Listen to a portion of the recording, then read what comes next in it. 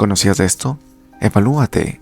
La mente del rey en manos del Señor sigue, como los ríos, el curso que el Señor quiere. ¿Qué nos dice sobre esto? ¿Y qué quiere Dios? Vamos a ver. Isaías 46 nos dice: porque yo soy Dios y no hay otro Dios, y nada hay semejante a mí, que anuncio lo por venir desde el principio, y desde la antigüedad lo que aún no era hecho, que digo, mi consejo permanecerá, y haré todo lo que quiero. ¿Y qué quiere Dios? Primera de Timoteo capítulo 2 nos dice: Dios, el cual quiere que todos los hombres sean salvos y vengan al conocimiento de la verdad. Entonces lo que Dios quiere, y va a pasar tarde o temprano, es el cumplimiento de toda su palabra, el juicio a Satanás y a todos los suyos, y que Él pueda vivir eternamente con nosotros. Y también quiere que nosotros tengamos el conocimiento de su verdad, el entendimiento de su palabra, para encaminarnos correctamente, y no recibir juicio, sino vivir eternamente junto con Él. Por esa razón en Apocalipsis 5 nos dice que Jesús, con su sangre, las palabras del nuevo pacto, nos ha hecho para nuestro Dios reyes y sacerdotes, y reinaremos sobre la tierra. Entonces, familia, estamos llamados a ser los reyes de Dios, y a hacer el trabajo de un rey, de guiar a un pueblo, pero no bajo nuestros propios pensamientos o interpretaciones de la palabra, sino poner nuestra mente en manos del Señor y hacer su voluntad, de guiar al pueblo bajo el entendimiento de su palabra, la verdad, para que se cumpla su voluntad, que es para vida eterna, y no nuestra propia voluntad. Evalúate. ¿Conocías esto? Es muy importante.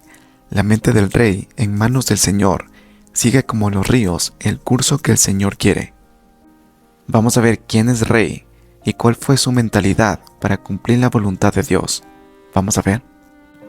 Apocalipsis 17 nos dice que el Cordero, Jesús, Él es Rey de Reyes. Entonces Jesús es el Rey. ¿Y cuál es su mentalidad para cumplir la voluntad?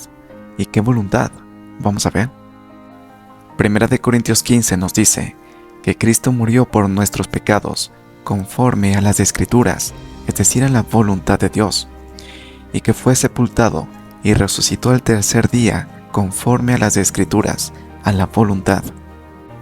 Y es que en Lucas 24, Jesús a sus discípulos les dijo que era necesario que se cumpliese todo lo que está escrito de mí en la ley de Moisés, en los profetas y en los salmos, en el Antiguo Testamento.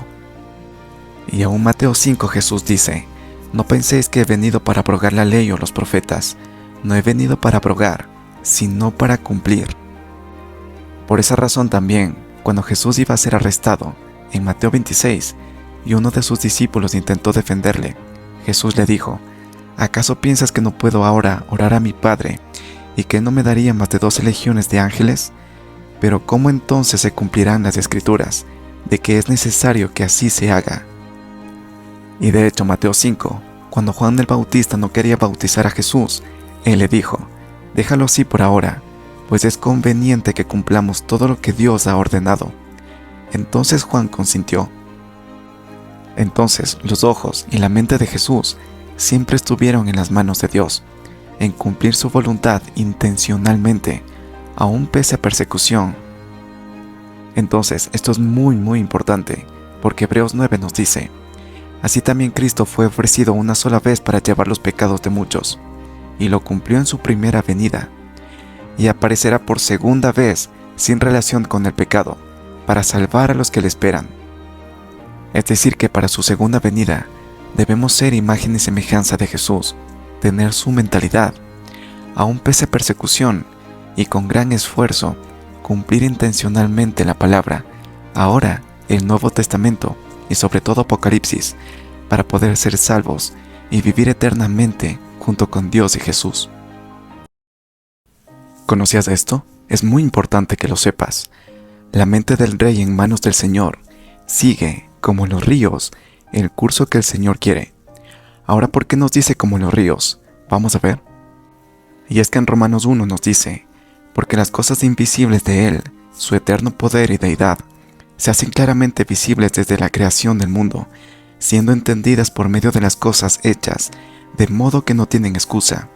es decir, que entendemos lo espiritual mediante lo natural. Entonces pensemos cómo se crea un río naturalmente.